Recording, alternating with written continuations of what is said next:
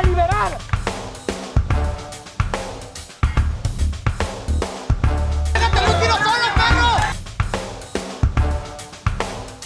We need strong borders.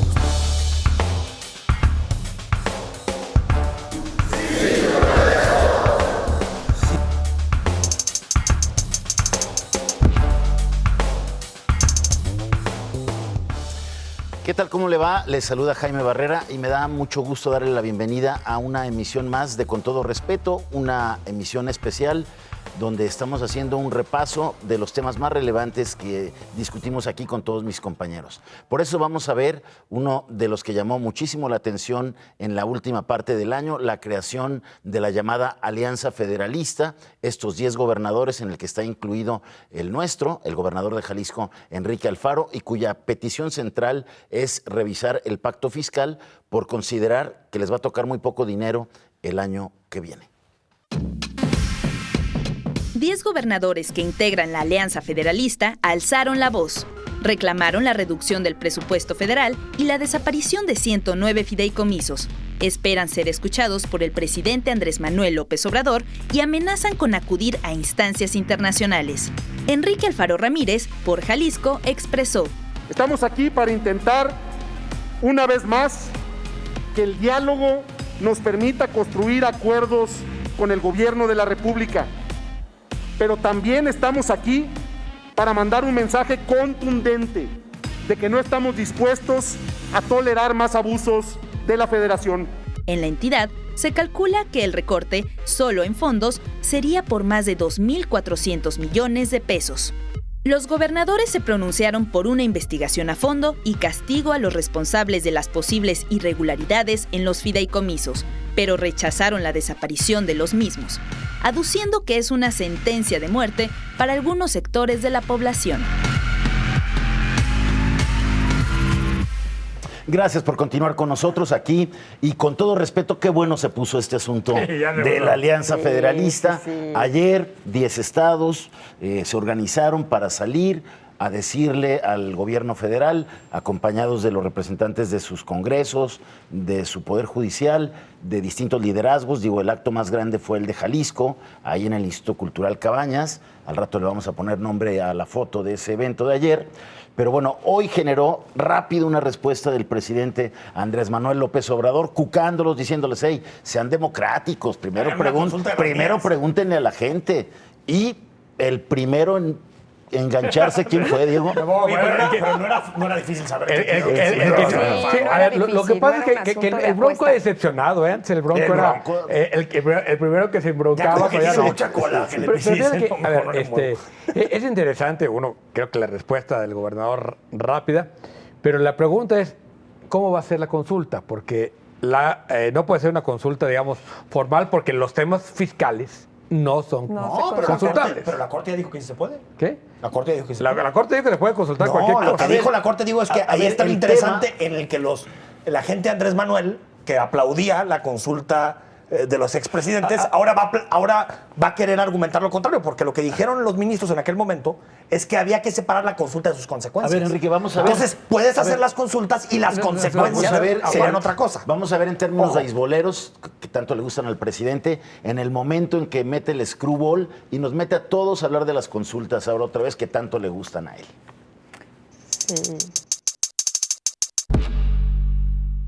Ninguna posibilidad de que se rompa el pacto federal. Si tienen vocación democrática, tendrían que preguntarle a los ciudadanos de los estados que gobiernan. Pues estamos en temporada de elecciones, se están agrupando en contra nuestra, pensando que así van a tener votos. A ver si les parece, vayamos rápidamente a la respuesta del gobernador, que fue el primero en responderle al presidente, sí, por favor. Y regresamos aquí a las conclusiones.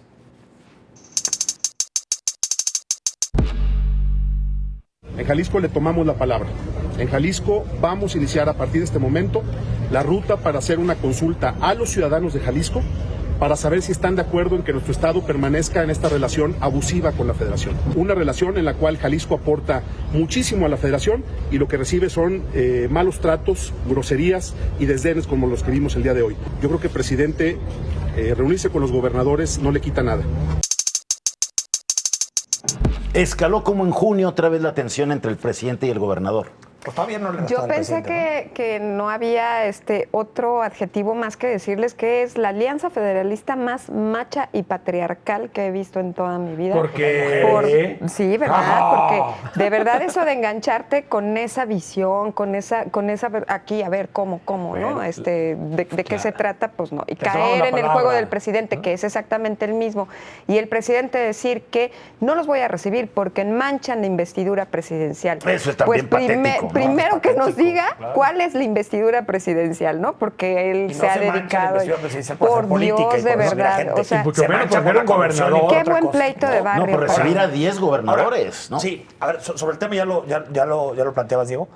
A ver, si la Corte es congruente con lo que falló, tendría que aceptar esta consulta. Por más que atenta contra la ley de consultas populares, que dice que no se puede poner nada a consulta, que ponga en riesgo los ingresos y gastos del Estado. A ver, la Corte acuérdate que lo que el abanico para cualquier que consulta. el argumento de Margarita Ríos Fajart, que sea. el argumento de Ríos Fajart fue que se puede hacer una consulta para maximizar el derecho a la participación de los ciudadanos sin atender a las consecuencias de dicha consulta. Entonces, por lo tanto, tú puedes hacer la consulta, ya después la Corte, ya después la Corte, si hay consecuencias, la Corte podría definir si esas consecuencias son constitucionales o no constitucionales. Ojo, nada más para dejarlo en claro, lo que está proponiendo Alfaro y lo que puede hacer Alfaro no es salirse del pacto federal, es salirse del pacto fiscal. Y eso lo puede hacer sin consulta. Eso lo puede hacer el Congreso. 50 más 1 de la mayoría del Congreso te puede salir. Porque es un convenio. Tú firmaste con la Federación, oiga, Federación, usted recáudeme dinero y regrésemelo. ¿Quién más hizo aquí consultas, Patito? Alfaro, cuando era alcalde de Tlajomulco y luego de Guadalajara, con la famosa ratificación de mandato. Pero esta puede no ser Patito. No, va a ser, si la hace el INE. A ver, digo, pero sabemos. No, si la hace el INE. o el Instituto Electoral Local. Pero el local, yo creo que va a haber sospecha de que lo puedan tener cooptado. Yo creo que lo mejor sería que esta consulta la hiciera el INE. A ver, yo porque creo que a nivel nacional habría mucho. Me encantaría que la hiciera el INE. El INE, yo pensaría y que sea el mismo día que vamos a consultar lo de los personajes del pasado, digo. A ver, yo les digo me algo. encantaría. Para tener una verdadera Una fiesta vez, democrática. para que entonces llevemos la lengua y lo Retomando saquemos. un poco el tema del bloque anterior. Con una crisis de salud escalando, con una crisis de seguridad irresuelta, por todas las autoridades, tanto por quien propone las consultas como quien las acepta. Una crisis económica también que se ve que va a empeorar. Es tiempo, yo pregunto, ¿es tiempo de perder energía haciendo una consulta? Yo creo que se puede debatir. Si tú le dices, el tema del pacto fiscal sin hacer consultas. Porque el presidente ya dijo que no se puede debatir. Hizo una reunión de la CONAGO que no sirvió para nada. A ver, si tú le estás diciendo al presidente, rediscutamos el pacto fiscal. Yo mejor diría que lo consulten con la Armada. No. ¿Qué haces? Sí, no. Si tú sientes que hay un agravio fiscal de la Federación al Estado, porque en realidad lo que le quieres preguntar a los jaliscienses es, ¿me dejan que busquemos que se redefina el acuerdo entre la Federación y el Estado? No es ni Jalexis, ni Independencia, ni nada. Eso son tonterías para redes. Lo que quieren es redefinir el pacto fiscal y se acabó, ¿no? Pero el pacto fiscal tiene muchas cosas muy extrañas, porque cada quien mide como quiera. Jalisco dice, es que aportamos más de lo que recibimos. Eso no lo sabemos. No hay ningún estudio para determinar. A ver, los números. Porque tiene que ver con quién factura. Pero entonces, la Ciudad de México dice, nosotros facturamos el 42%. No es cierto. O sea, la energía de Chiapas, que produce Chiapas, la factura de la CFE allá. Yo creo que por eso, es gran mentira. yo creo que por eso, antes de ir a una consulta, claridad. Hace falta mucha información, supuesto, mucho debate, por mucho supuesto, análisis de a ver cuánto da Jalisco, porque los datos que yo sé y los que se han circulado es que Jalisco aporta 7% del Producto Interno Bruto, recibe 5.5 de presupuesto. De presupuesto. A ver, pero ¿cuál es el espíritu de un pacto federativo? Que los estados que generan más subsidien de alguna manera a los que sea justo. tengan menos. Y no podemos saber si es justo, pero no podemos saber si es justo si ni siquiera tenemos las cifras. Exacto. Por eso no hay un acuerdo, no hay un estudio serio sobre federalismo fiscal. Para que la gente tenga elementos de ver. ¿Qué vamos a consultar? Hagamos un debate. Sí, ¿Qué pero vamos a a ver, consultar? Socialicemos. Si queremos redefinir los acuerdos con la Federación. La esencia del federalismo tiene que ver con la aceptación de dos cosas, ¿no? El pluralismo y la diversidad, y y el diálogo. Y en esto no ha habido ninguna de las dos cosas, sea por una hablabas parte de caprichos o sea por al la principio otra. del programa, por A eso mí decía, me parece tiene más que pluralismo, solidaridad, son muchos los es que argumentos. esas cosas no están presentes en este momento Pero lo que no en se medio vale, de la lo que crisis. no se vale, Erika, es que un gobierno no se sienta en la mesa ni siquiera a negociar con los estados. Totalmente ¿De de qué acuerdo. forma se atiende la pandemia? Y Por entonces eso dicen, digo. es un capricho de Alfaro o de cualquier gobernador que lo hubiera propuesto. Pero no ha habido es de un ningún capricho si de lado. frente hay un presidente que reiteradamente está se niega a clarísimo. negociar nada. No habíamos tenido un Nada. presidente tan Por eso. centralista y tan personalista desde López Portillo, ¿no? Entonces, Claro. Sí, sí, yo sí López creo Portillo. yo creo que estamos, digamos, en un momento muy crítico Claro. de la República. O sea, la República sí están otra vez regresando a un centralismo. Nunca hemos sido Desde realmente Peña, federal, desde Peña. ¿no? Pero finalmente había, digamos, cierto juego entre los gobernadores y el presidente y un pacto fiscal que estaba aceptado y se discutía. La última vez que se discutió fue con Fox. Entonces, ¿por qué no se puede volver a discutir el pacto fiscal? Por supuesto que sí. El Hay Pues que sí, volverlo a pero discutir. necesitas problema- disposición y el presidente también es el de los primeros que no tiene disposición El problema para es que dialogarlo. solo hay un instrumento jurídico que hace que podamos redefinir el pacto fiscal, que es la famosa convención hacendaria, que lleva Ya, más o claro, menos como unos 20 claro. años que no se habla. A ver, pero esa convención hacendaria nada más la puede llamar el presidente. Esa Todo Convención está Nacional centralizado. Hacendaria Y no lo va a hacer. ya la habían exigido estos mismos gobernadores. Y el presidente dijo que no. Chihuahua, Entonces, ¿qué Nuevo hacen? León, Nada. Jalisco. Nada. Desde Sí. marzo, desde mediados de la pandemia, cuando estaban discutiendo el tema de las vacunas. Y además, ¿sabes hoy lo qué? retoman por Para este eso asunto. sirve. A mí me parece muy bien la pero a ley ver, federalista. Ahí nadie, o sea, en el fondo estamos hablando del gobernador, del presidente, de los estados, de los 10, de los que tú quieras. Por Dios, los municipios. ¿Qué pasa con los municipios? Los municipios se están quedando sin nada. Los municipios no van a tener nada con qué operar. Y Pero porque se supone que están siendo también representados hay por que el decir, gobernador. los municipios no quieren cobrar No, su su impuesto impuesto. Ese es el básico, tema. que Ese es es el el tema predial. Todos los gobernadores querían cobrar. Sí. Ahora Entonces, también. sí. Pues tiene que llegar alguien que se manche. nos que queremos salimos hacer del el pacto, hacer hay que todo cobrar. esto. Nos Claro, salimos del claro. pacto Claro. fiscal. Solamente- ¿Cómo pero está eso el no da tema de la votos. recaudación de impuestos Sí. en Jalisco? Sí. ¿Cuántos de los ingresos que ejerce presupuestalmente Jalisco lo recaba el Estado? Solo un lo recaban los municipios. Solo creo que hay A que ir ver, al, eso al también fondo. hay que revisar. Hay que ir al fondo. Sí, por supuesto que todos esos datos importantes, pero cuando se discute el federalismo, se discute qué hace cada quien, qué hace cada quien Sí. y cómo lo paga. Se Claro, acabó. así Ese es. es el Claro, debate. Ese es el claro. debate. Bueno, pero que un gobernador le diga, o cualquiera, le diga al presidente, oye, yo no estoy cómodo con esta forma. Me parece más democrático que la forma que se ha negociado siempre el presupuesto entre gobernadores y presidentes, Claro. que es, yo te caigo bien, entonces mándame la obra para acá, apapáchame Sí. para acá. Eso me parece A ver, más federalista eso- a la gringa de que es o a la oportuno el alemana debate que y que venga, pero se Pero nos acabó el todo tiempo. está- Bueno, pues así lo ocurrido con los gobernadores en este 2020. Vamos a ver con qué enjundia llegan el próximo 2021. Mientras tanto, nosotros hacemos una pausa y regresamos. Quédese con nosotros.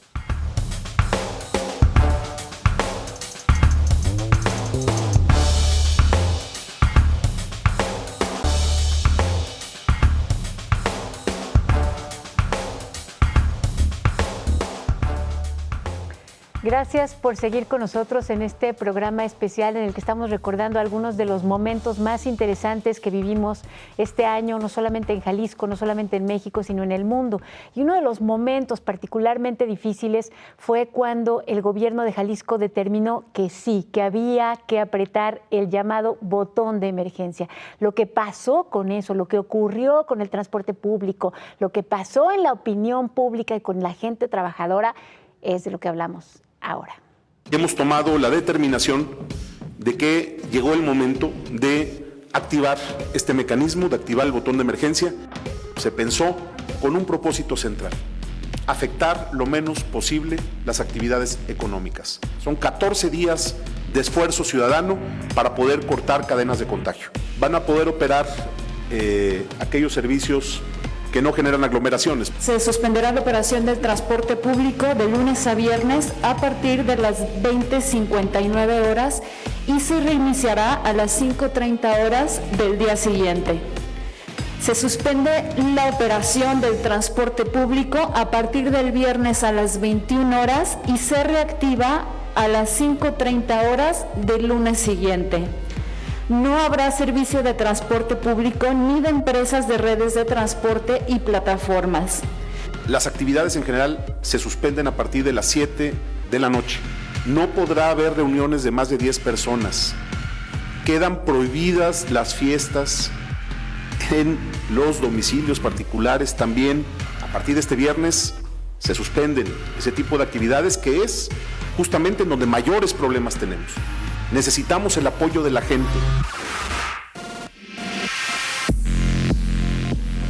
Pues finalmente se apretó el botón, el botonazo que esperábamos desde la semana pasada. Hoy es nuestro 5º día con el botón activado, después de haber vivido el viernes un día intensísimo en el tráfico, con toda la gente esperando el camión, gente que tuvo que regresarse a su casa caminando y que hizo de 3 a 4 horas porque solo traía 20 pesos para pagar un camión que dejó de pasar. El botón sin duda ha tenido una suerte de acciones que hay que revisar y que aquí tenemos opiniones distintas para ayudar a esa revisión. A ver, David. Pues no hay plazo que no se cumpla ni fecha que no llegue. Sí. El gobernador amenazó con el botón más de pánico, yo insisto, que de emergencia por mucho tiempo, y finalmente no es que se haya animado, como él mismo lo ha dicho, pues lo tenía que hacer a partir de los parámetros que él mismo fijó. La verdad es que Jalisco, al igual que México y al igual que otros países, pues están, digamos, enfrentando rebrotes o, digamos, agudizaciones de la pandemia que han obligado a los gobiernos a tener que tomar este tipo de medidas. Es decir, es inevitable hasta cierto punto. La cuestión es cómo se activan o cuáles mecanismos son los que deben entrar en vigor. A mí me parece que en este particular, digamos, el cierre de bares, el cierre de lugares masivos, la prohibición de eventos y de fiestas está muy bien. La parte que también creo que es correcta, la del transporte público, se operó muy mal. Y lo decíamos en el primer bloque, se operó mal por 2 razones. Porque hay quien propone que en lugar de reducir las modalidades y las opciones de transporte se tendrían que haber ampliado. Y 2, porque el hecho de que fue tan abruptamente el viernes en la tarde, noche, pues generó un caos en la ciudad. Más allá de una serie de cosas que ahorita podemos comentar, digamos, el de los taxis, las plataformas, los camiones, el tren ligero y demás, creo que haber apretado, cerrado el transporte público de esa manera tan abrupta generó, digamos, una reacción en la gente, y eso fue al final del día contraproducente. Ahora se ha estabilizado este tema, pero de inicio fue totalmente un despropósito. A ver, dale, se dale, toma dale. la decisión se hace una medición el martes, cuando todavía no se alcanzaban los 400 casos semanales por millón de habitantes. Sin embargo, en la medición del domingo se rebasan, ¿no? Se llega a 463 casos, lo que habla efectivamente de un crecimiento de los contagios que se veía venir desde que se empezaron a relajar las medidas de confinamiento, las medidas sanitarias, y que obligaron a que desde julio el gobernador hablara y anunciara este botón de emergencia, que desde julio, que aunque se anunció en julio, no se activó hasta los primeros días el último día de octubre, sin que fuera tan drástico como lo que se había pensado en julio. Este botón es una versión light, porque no se pararon las actividades no esenciales, no se tomaron medidas de confinamiento social más rigurosas como las que se habían tomado en marzo, con esta idea de no afectar aún más la economía. Pero yo sí creo que esa buena intención, y oíamos al gobernador diciendo, queremos evitar los puntos de aglomeración, por eso vamos a cerrar plazas comerciales, por eso vamos a cerrar los negocios a las 7. Los bares, pero los antros. Las aglomeraciones están en el transporte. Eso obliga a un ajuste mucho más radical que el que se tomó a medias el fin de semana, que vieron todo el caos que provocó el viernes. Y que seguimos viendo ayer, que seguimos viendo hoy. Habría que repensar, liberar el transporte, no restringirlo y cuidar las actividades, porque eso está afectando nada más pues a los que no tienen otra alternativa de transporte. A mí me parece, yo me he quebrado la cabeza de veras tratando de entender cómo racionalmente se puede entender una política pública como esta, o sea, una acción de gobierno como esta, en la que están buscando que no haya aglomeraciones, en la que están buscando no cerrar la economía, por lo tanto la gente tiene que seguir trabajando, están pensando en Jalisco, en los empleos, en todo el circuito económico. y sin embargo cortan una de las partes. Es que no puedo entenderlo. O sea, si vas a quitar el transporte público porque dices, bueno, lo único que puedo hacer yo como gobierno en este momento, antes de irme a una cosa tan drástica como un toque de queda, pues es quitarles los elementos de movilidad para que no salgan a la calle. Sí, ¿a quién se los estás quitando? A aquellos que están trabajando en esos empleos que no quieres quitar. Y hay otra cosa que esa es la parte que no tema entiendo. es la desigualdad. Sí. A ver, El asunto es la desigualdad, porque quien se mueve en camión a esas horas, quien sale a esas horas son efectivamente la clase trabajadora, la gente que no tiene el privilegio de quedarse en su casa ni de tener un automóvil. Es decir, hubo un principio que quizás no era consciente, pero que fue tajantemente desigual, discriminador y clasista. Y eso lastima mucho a la gente, no aunque no lo planearon así, pues, no restringes transporte, pon la muestra en tus medios, que son los medios masivos, el macrobús, las líneas del tren ligero, escalona los horarios, supervisa que de verdad la iniciativa privada escalona en los horarios, que esa también es como una contribución a la que se comprometieron desde el principio de la pandemia, y supervisa que no haya saturación en las unidades de transporte público, abusos en los taxis, que las empresas de redes de transporte ¿cuál fue la peor como parte de las políticas que adoptaron en el gobierno del Estado? Que prohíben las plataformas de transporte Uber y compañía permiten y habilitan los taxis amarillos, que hicieron un abuso fenomenal, no solo porque no respetaron la famosa tarifa solidaria, sino que abusaron y se sirvieron con la cuchara grande, mientras que los Ubers, que son más seguros, más higiénicos, no los dejaron. ¿Cuál es la razón? Pues que detrás de los taxistas hay sindicatos que tienen un acuerdo político con los actores políticos del Estado y los Ubers no. Pero la verdad es que fue una de esas políticas absurdas. Absurdas. La única cosa positiva de esto, y rescato algo de lo que dijo Jaime, porque sí hay algo positivo, y es, oigan, o sea, tienen que volver a darse cuenta de que no estamos en la normalidad. Entonces, se tomó una decisión, me parece equivocada, no sé cómo la pueden justificar, pero sí se tiene que apretar un botón, otro o aquel, a ver cuál aprietan, pero sí se mandó el mensaje. Creo que la gente sí entendió que no ha salido de la pandemia. Yo sinceramente sí creo que hay que aceptar que hubo una medida muy clara, ¿no? Y una visión de decir, esto se tiene que detener para que toda la gente tome responsabilidad, ¿no?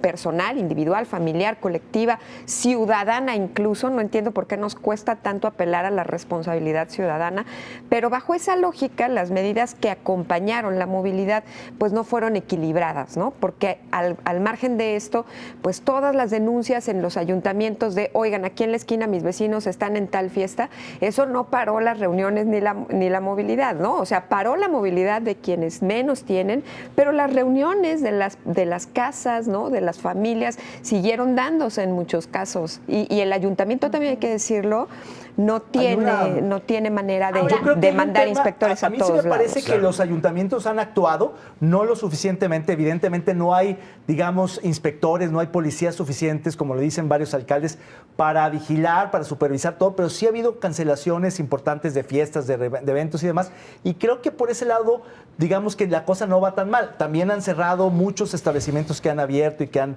incumplido las partes sanitarias, pero yo lo que creo que ha sido el talón de Aquiles del botón de emergencia como medida de confinamiento o de contención de la propagación de los contagios ha sido la política de movilidad, que tanto se ha, digamos, presumido como un derecho humano y como un avance significativo, sigue siendo desastrosa. En la crisis ha evidenciado sus límites más importantes, que es esta descoordinación entre modalidades, esta violación de taxistas, esta restricción arbitraria a plataformas, estas aglomeraciones en el tren ligero, las rutas desordenadas, nadie sabe bien para cuáles van. En fin, creo que el transporte público podría echar a perder una necesaria estrategia de confinamiento como es el botón de emergencia. Claro que aquella mudanza, aquel tránsito del caduco y criminal modelo hombre-camión, de que se pelea el pasaje, no se mudó a la ruta empresa como aseguraba la autoridad, al decir,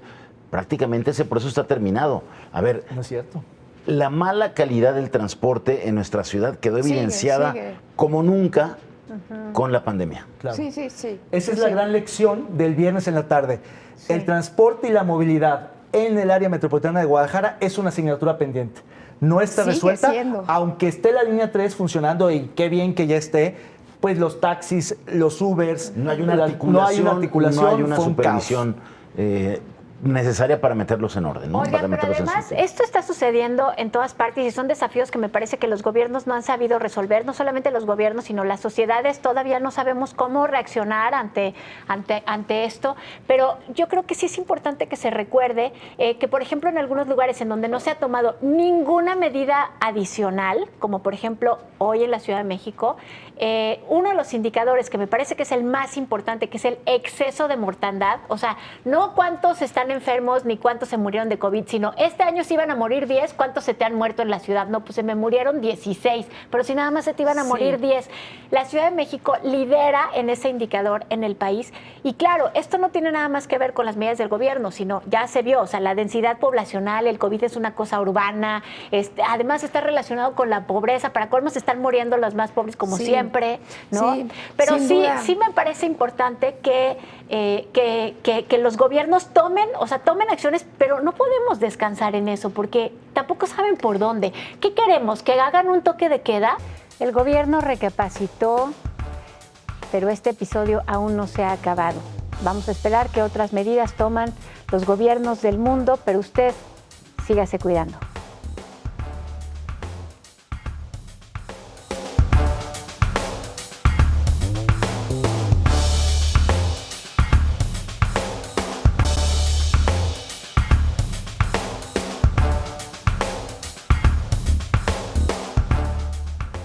Qué bueno que sigue con nosotros en este programa especial que preparamos con mucho gusto para todas y todos ustedes. Y en este momento vamos a recordar una fecha memorable, yo creo que para todo el mundo y que aquí discutimos con mucha alegría y con mucho entusiasmo, que fue el momento en el que Joe Biden, el precandidato o el candidato demócrata, le gana al presidente de los Estados Unidos, Donald Trump.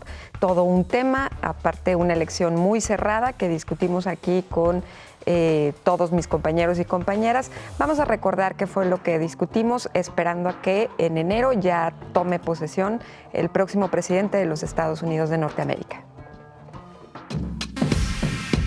Aunque muchos aseguran que esto aún no termina, incluyendo el propio Donald Trump, Joe Biden, en su tercer intento de llegar a la Casa Blanca, ya es reconocido como presidente electo, e incluso algunos líderes mundiales lo han felicitado por haber ganado las elecciones para presidente de Estados Unidos, junto con la vicepresidenta Kamala Harris. El triunfo de Biden en el estado de Pensilvania fue clave para ganar la elección. Los estadounidenses dieron más de 75 millones de votos a Biden, contra 70 millones para Trump. Kamala Harris será la primera mujer vicepresidenta en la historia estadounidense, pero no será fácil. Donald Trump sería el primer presidente desde los años 90 que no repetirá mandato, y durante 244 años no ha habido un presidente que después de perder las elecciones se rehúse a abandonar la Casa Blanca.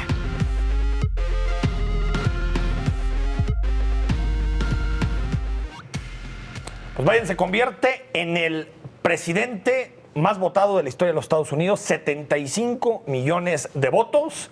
Y Trump se convierte en el segundo candidato con más votos en la historia del país, 70 millones de votos. Una elección con muchísima participación, que duró varios días en contarse la mayoría de los votos y que hasta el sábado, cuando por fin Biden ganó su estado, Pensilvania, en ese momento dijimos, Estados Unidos tiene nuevo presidente. Bueno, parece que empieza la etapa post-Trump. Sí, a ver, yo creo que fue una elección interesantísima, primero porque muy emocionante, ¿no? En el sentido de que fueron muchísimos estados muy cerrados, o sea, los últimos estados, Nevada, Arizona, Pensilvania, Georgia y Carolina del Norte, todos cerradísimos, o sea, la diferencia, punto y medio era, ya bueno, decías, ya se cantó. El rebase, ¿no?, de Biden en El Pensilvania rebase de fue Biden tremendo, fue de 10 puntos. Que tiene que ver con la forma en que se cuentan los votos, que en Florida se cuentan primero los que llegan por correo, en los demás estados, la mayoría, se cuentan hasta después. Y entonces, por eso, ese famoso tweet de paren de contar que me quiero bajar, ¿no? Sí. Stop counting. Ni en la FEU se decían así las cosas. Lo que me parece muy interesante de esta elección americana es que las campañas como tales quizá no fueron tan interesantes, no entusiasmaron tanto. Biden se decía que no fue un buen candidato. Trump, con todo su show, creo que sí lo fue mucho más abusando del poder de la Casa Blanca, pero realmente cuando cobra interés doméstico e internacional es justamente en los días previos, cuando la gente sale a votar. Se rompieron muchos récords históricos. Uno de ellos fue efectivamente el nivel de votación tanto del ganador como del perdedor en la historia de la República, nivel de participación, pero también del voto adelantado. Finalmente, 100 millones de votos que de manera anticipada por correo o que podían votar antes del día de la elección, acudieron, digamos, a ese llamado cívico. 6 de cada 10. Eso es lo interesante. Y después, por supuesto, lo que decía Diego, de lo cerrado de la elección, que nunca había sido con esos márgenes de diferencia tan estrechos. Siempre se habían cantado otros... en 2016 sí, ¿eh? No, en 2016 pero no tantos estados. hubo dos. Sí, pero no tantos. Carolina del Norte estuvo más o menos igual. Pero no Wisconsin, Wisconsin, no... claro que sí, Wisconsin lo ganó por 10,000 votos, Trump. Pero ahora fueron, creo que... 30,000. 30,000, pero Nevada y ¿Cuál más cerrado, 10,000 o 30,000? Texas se cerró mucho. Por ejemplo, Florida estuvo más cerrado en la pasada que en esta. Sí, pero en general, digamos, la estadística gringa esa parte, en la de Bush Gore. Esa parte de Estados Unidos, la del cinturón azul, digamos, industrial, esa se cerró mucho más. Es Pero que creo Nevada que... y Arizona fue una sorpresa, tampoco se había cerrado nunca tanto. Ni había dado la vuelta a Y Arizona. al revés, ¿eh? Arizona fue para los republicanos. O sea, se acercó más a los republicanos. A mí que los sinceramente, demócratas. yo comparto la idea de que a mí particularmente me pareció muy emocionante el proceso en general. Yo he leído algunos reportajes sobre la estructura de la campaña de Biden en función de ser él una persona de mayor edad y con posibilidades altas de contagiarse, y me parece que la estructura, cada vez que la diseccionan más y que la analizas más, fue muy acorde a una campaña muy de territorio, ¿no? Es decir, quizás no estábamos muy acostumbrados a esas campañas grandes, inmensas, potenciales, que por tanto no emocionan, pero me parece que tuvo el tino de emocionar sobre el territorio, acercarse al tete-a-tete, conversar y tener también esto que yo considero que es ejemplar. Las mujeres norteamericanas siempre preguntaban sobre el tema de la paridad aquí en México, porque les llamaba mucho la atención, porque ellas no lo tenían y no podían acceder a ese tema. Pero curiosamente han ganado muchísimos más espacios en este momento, sin la paridad, con un nivel de importancia y con un nivel de diversidad y de identidades diversas que me parece espectacular. Han formado una serie de alianzas en donde tienen, por ejemplo, la primer senadora transgénero, en donde tienen muchísimas mujeres de color, la primera mujer vicepresidente, LGBTIQ+. Vicepresidenta. Sí, y tienen una franja muy grande de mujeres que tienen una representación de la diversidad sexual. Tienen por lo menos 6 congresistas transgénero, ya te imaginarás, o sea, imagínate este país con un representante transgénero, es que las costas en Estados Unidos son hiperliberales. Es que a mí todo ese cinturón me parece muy interesante. Ya el centro es la prehistoria. Junto con el famoso squad que formó de unas mujeres que fueron reelegidas y que traen una agenda con un impulso progresista impresionante, un anclaje muy empatado con el propio ex candidato. Justo contrasta con ese centro, esa es parte, correcto. el far nowhere de Estados Unidos, ¿no? Es correcto. Esta mancha que no sabemos dónde empieza un estado y termina el otro, ¿no? Pero que es totalmente conservador y trumpista. O sea, el problema es que el trumpismo tuvo 70 millones de votos. El trumpismo está vivo. Ahí está, no solo está vivo, sino que eso te habla de una sociedad estadounidense que va a 2 velocidades y son 2 países completamente... Pero fíjate que si tú analizas la votación en temas de género, con la encuesta de salida de NBC, porque esos datos no los vas a tener hasta mediados del próximo año, la brecha de género que hay entre la elección de Hillary y la elección de Biden es exactamente la misma, son 13%, en donde las mujeres votan más por los candidatos demócratas. Sin embargo, lo que te das cuenta es que las mujeres de color, que fueron 9 de cada 10 mujeres votaron por Biden, según las encuestas de salida de NBC, y mujeres que tenían cierto tipo de identidades afrodescendientes también, ¿no? Asiáticas también. Y una subida... Que en California ganó Biden a lo Putin. Y una subida altísima de las mujeres asiáticas. Creo que hay un tema que tiene que ver con lo que decía Diego, el futuro del trumpismo, porque va a seguir existiendo Trump. Y aparte, fíjate, si uno analiza los datos, Biden no le quitó ni un voto a Trump. No. Lo que No, al hizo contrario, es que saliera gente, Trump sacó más aumentó. votos. Trump tiene casi 10 millones de Porque votos hay más. Sí, 70 millones. Como Había obtenido como 64, 62, 62. Fíjate, 8 millones más. 8 millones más de votos. Porque hay Brutal. muchísima gente en estos cinturones olvidados, muchísima gente que lo único que tenía o lo único que podía pensar era votar por Trump. Claro, sí. Porque siempre el establishment demócrata o incluso republicano los han olvidado. Claro, lo que pasa es que a ese mapa geográfico que nos dice que las costas son liberales, pero que también irrumpieron los famosos estados del cinturón azul oxidado, pero también el Deep South, el sur profundo, donde los negros salieron a votar masivamente por Biden, en realidad hay clivajes que cruzan de manera transversal a la geografía y tiene que ver con mujeres, con minorías, con formas de pensar. Y el voto urbano. Y el voto urbano en su las ciudades ciudades se volcaron. En realidad, todas. sí, o sea, muy urbano, Biden, suburbano y rural Trump, pero lo cierto es que ese trumpismo, ese conservadurismo, ese WASP, que son los hombres Y las mujeres blancos, menos mujeres, pero hombres blancos conservadores, no educados de todas las zonas rurales, que siguen siendo la mayoría en Estados Unidos, las demás son minorías, aunque sumadas las minorías, digamos, superan a la inmensa mayoría, pero esa mayoría... Insiste en pedazo de auditorio. Si la minoría le sumas a la minoría... Dos minorías matan una minoría. El multiculturalismo a todo lo que da. Aritmética, señores. Que si juntas a la minoría negra, a la minoría hispana, a la minoría asiática, supera a la mayoría blanca, porque nomás hay una mayoría. ¿Cómo? ¿De acuerdo? Oye, ya le dio el síndrome de Morena. Un fenómeno muy interesante. Trump subió mucho entre latinos.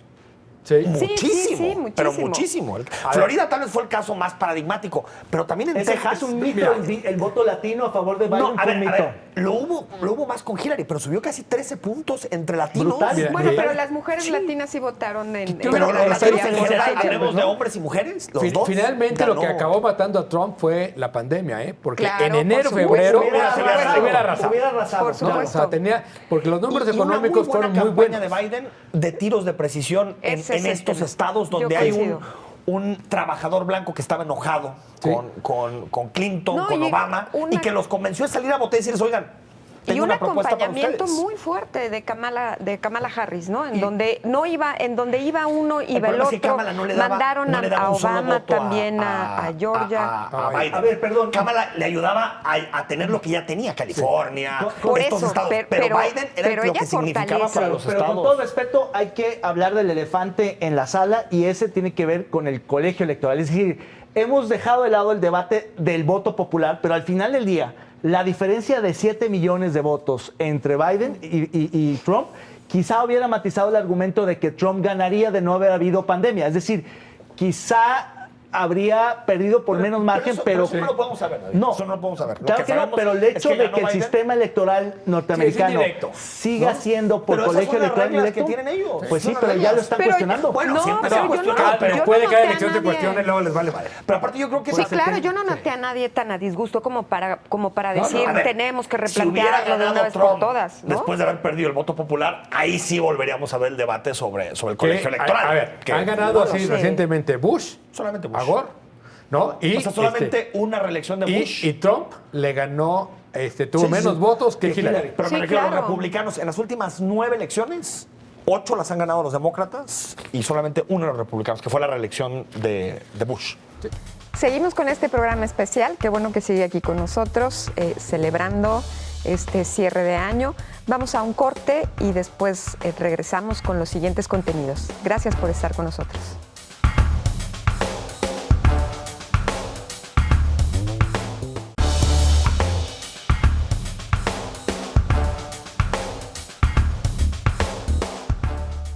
Regresamos a este programa especial de Con Todo Respeto. Gracias por continuar con nosotros. Y sin duda, otro momento relevante del 2020 fue cuando de repente el presidente Andrés Manuel López Obrador, desde su mañanera, cuando reprochó otra vez a Enrique Alfaro aquel episodio de junio, cuando una marcha contra la brutalidad policial del caso Giovanni, recordará usted, degeneró en agresiones a policías, en desmanes en el Palacio de Gobierno, y esa misma noche el gobernador culpó al presidente de estar detrás sobre todo los sótanos del poder de la Ciudad de México. Bueno, recientemente el presidente dijo en una rueda de prensa que nunca había estado detrás y que una investigación que le había presentado el gobernador no era válida. Pero sorpresivamente también ligó y le reprochó a Enrique Alfaro ser muy amigo del exrector de la Universidad de Guadalajara y presidente de la Feria Internacional del Libro,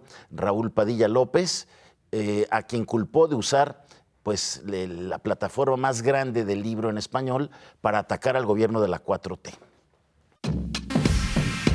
El presidente Andrés Manuel López Obrador y el gobernador de Jalisco, Enrique Alfaro Ramírez, sostuvieron un segundo round. Otra vez el presupuesto es la clave. Alfaro acusa sobre un recorte presupuestal de 9,200 millones de pesos de parte de la Federación. López Obrador asegura que no hay tal y promete dar a conocer un reporte sobre todo lo que se le ha dado a Jalisco. Solo para el tren ligero fueron 10,000 millones de pesos. Alfaro acusó de un complot en su contra y ataques orquestados desde los sótanos de gobernación, a lo que López Obrador respondió negando las acusaciones. El presidente movió su mira hacia Raúl Padilla López y la Feria Internacional del Libro, que él preside. Aseguró que los foros democráticos organizados dentro del magno evento, a donde han acudido libres pensadores, escritores y filósofos, son para atacarlo.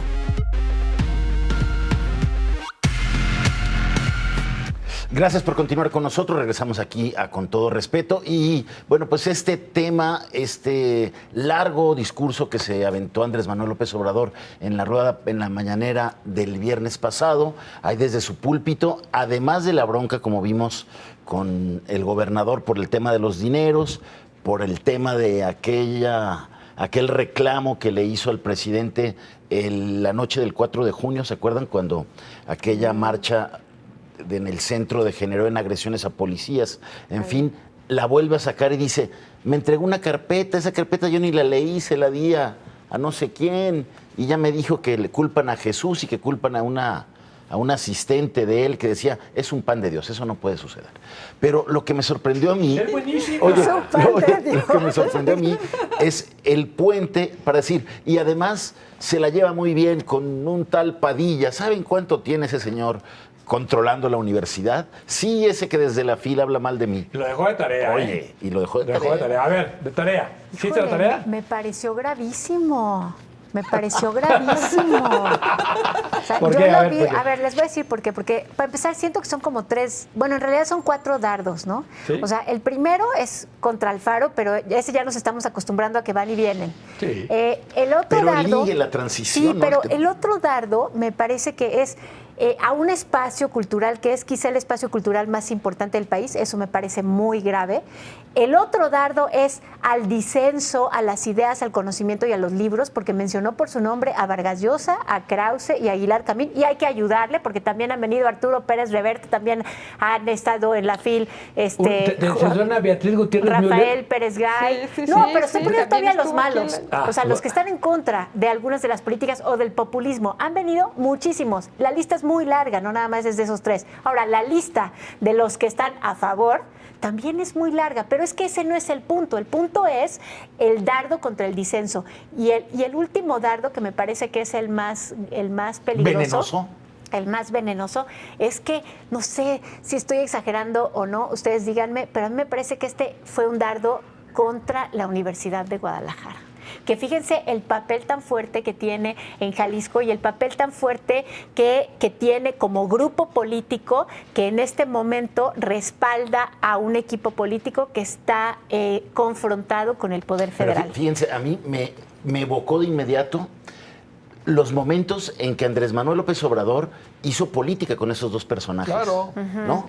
A ver, hay que recordar, 2005-2006, sí, bueno, el pleito entre el Grupo Universidad, de que Raúl Padilla y el Grupo Universidad, como expresión política, no como universidad, sino como expresión política, viene desde el 2000 cacho, cuando el Grupo Universidad apoya a un grupo contra Andrés Manuel para ser presidente del PRD en aquel entonces. Sí.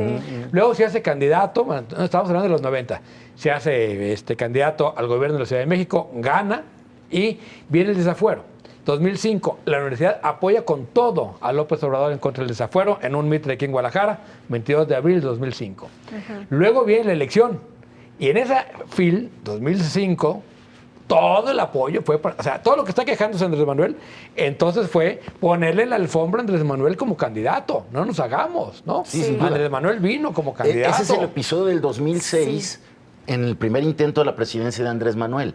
En el segundo intento, en el 2012, cuando todavía fue lanzado por el PRD, el conflicto aquí en Jalisco fue, ¿apoyaba la candidatura de Alfaro o la que quería el PRD Jalisco, controlado por el grupo UDG? Sí, bueno, que también me hicieron un presentable ahí, ¿no? Pero, bueno, a ver, pero ahí, esa actitud y ahí era cuando habían roto relaciones el grupo UDG con el alfarismo. Acuérdense aquella vez que llega a Tlajomulco y dice y libera al municipio del padillismo. Qué ¿no? poco le duró la Y duró muy poco, la independencia. Pero bueno, en esa disputa del padillismo con el alfarismo, AMLO se va con Alfaro. Son tres factores Oigan, de pero a ver, poder. yo quiero poner sobre la mesa algo, porque esta actitud de voy y vengo me parece que es algo que ya, a lo que ya estamos medio acostumbrados. Lo que quiero saber es por qué hizo esto. Dijo Jaime al principio, pero ¿no te pareció rara la forma en la que lo ligó? Sí me pareció muy rara, porque no sé qué significa, no sé qué gana el Poder Federal con este golpe en un momento en el que no... Porque, es que hay historia. A ver, cuéntanos. La historia, la FIL de hace 2 años, ¿sí?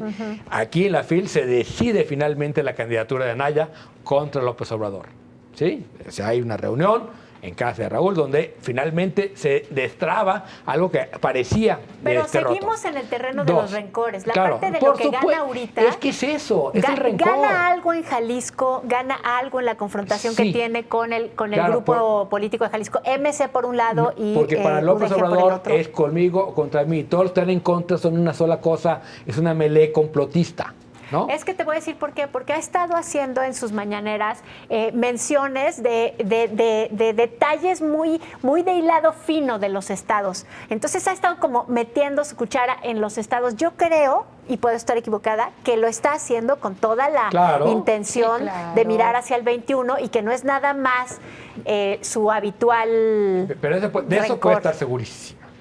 O sea, Ajá, pero ¿qué gana? Es lo que yo digo. Si sí lo está haciendo así, ¿qué gana? ¿Gana que los antipadillistas de Jalisco se pongan de su lado? ¿Qué gana? Pues no sé, yo creo que también no es que se abra frentes porque tiene muchos abiertos, ¿no? Y le encanta jugar bajo ese esquema. No sé si lo que gana es como incluso avisarles, ¿no? Tengo claro esto y sé esto y ustedes midan sus cartas, ¿no? Un poquito por ahí. A mí me pareció de verdad muy lamentable que ahora sí como suelen decir en las redes sociales, con la FIL no, que no se meta con los niños no, con la FIL tampoco. Sí, con la FIL tampoco, ¿no? Así como dice Beatriz Gutiérrez Müller. O sea, a mí me parece que no dimensionar lo que significa la Feria Internacional del Libro es ceguera política. Pero pues, es que no es ¿no? contra la FIL, es contra Alfaro y contra No, pero el si usan la FIL, Ajá. dice, han usado la FIL en contra mía. A ver, porque, eso no me pero no se parece. acuerda que, digamos, por supuesto, si ese episodio sí pasó, que aquí la oposición se puso de acuerdo, porque coincidieron todos y eso sucedió. Y aquí también se organizó, fuera de la FIL, el primer evento sobre federalismo, ¿no? Sí. Que fue posterior a la FIL. Y se liga a todo este reclamo de Alfaro y este reclamo federalista, ¿no? Sí. Entonces, a ver, no es que no lea bien López Obrador, ¿no? Lo que hace es que manipula, o sea, con pedacitos de datos, para generar antagonismos y mandar amenazas, ¿no? Finalmente lo que hizo con la UDG es una amenaza. ¿Puede estar a la UDG, a la FIL o a Raúl Padilla? A ver, hay una lectura. Alfaro y a Raúl. A ver, hay una lectura también ahí de que coincido. El grupo UDG puede estar también en alianza con Alfaro, articulando o en el trabajo de articulación que se está haciendo desde Guadalajara en el tema de de la Yo estoy Alianza de acuerdo Federalista. con el análisis de Jaime. De la Alianza Pero Federalista. Claro. esto empieza aquí. Sí, totalmente. ¿sí? Y Creo que por ahí convencen es. a Alfaro y la Universidad de Guadalajara son los primeros convocantes del Foro del Federalismo, auspiciado y donde estuvieron Aguilar Camín, Krause, y le dolió en ese momento, hace 1 año y medio, que fue ese foro, le dolió a López Obrador, pero no lo peló. Ahora está haciendo a partir de eso esta liga, es decir, es que todos estos son del otro lado, ¿no? ¿Pierde o gana López Obrador con estas manifestaciones en contra del espacio cultural más importante del país? A ver, yo creo que es que la FIL no la toca. No, yo digo él pierde o gana. Ya la tocó de los presupuestales, ya le quitó el no Conaculta, ya le pierde quitó el nunca. fondo. Claro. Él no pierde nunca. Ya no puede hacer nada más. Ahora, alguien me decía en redes sociales también, porque es que la FIL se ha vuelto un espacio político. A ver, es que siempre ha sido también un espacio. No se toca la política y lo político. Es una Carlos Salinas en 89. Sí. Pues por supuesto. Y la FIL nació en 87. La FIL es todo lo que digan, todo. Claro, eso. Es pues anacrónica tan y es maravillosa. moderna, es de vanguardia y tiene telarañas, es política y es literaria, se habla de tambores Por y de eso es tan sexo, maravillosa. y hay libros de autoayuda y libros de conocimiento de frontera, es todo pasa ahí, ¿no? Sí, entonces, yo lo que sí creo es que lo que va a pasar, lo que sigue es simplemente ubicar a todos estos del lado de los opositores. Y después de lo que pasó en Hidalgo, que al líder de la universidad también, digamos que llevaba varios años controlando la universidad, lo metieron al bote, hoy lo sacaron, ¿no? Por falta de pruebas, pero yo sí lo leo como cuando dice cuántos años lleva Raúl Padilla, como una amenaza contra el poder que ejerce Raúl en la universidad. Y yo creo que es muy sano que todas las universidades, todas, no nomás la Guadalajara, se democraticen, ¿no? Es decir, y que haya mucho más transparencia, no solo en el manejo de los recursos, en la toma de decisiones. Pero sin perder autonomía nunca frente al poder federal. Claro, pero ¿no? Autonomía. Porque mira lo que les pasó a todos los institutos de educación y de ciencia que no tienen autonomía. Bueno, pues hasta aquí. Gracias por habernos acompañado en este programa especial de Con Todo Respeto y gracias por habernos acompañado en esta parte, en este primer año de esta emisión. Les deseamos que tengan un excelente cierre de año y un mejor 2021. Pásela muy bien. ¡Hasta liberar!